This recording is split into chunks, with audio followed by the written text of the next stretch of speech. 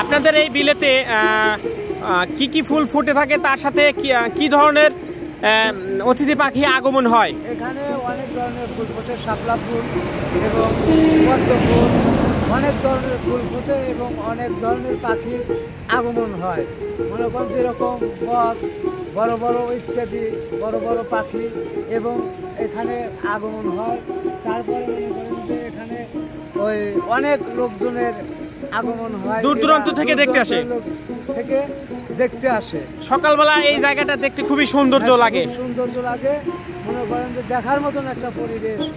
এবং পাখির কিচিমিচি শব্দতে মানুষের সকালবেলা এই মানে শহরের লোকজনের প্রায় ঘুম ভাঙে, মোটামুটি ভাবে অনেক সৌন্দর্য লাগে।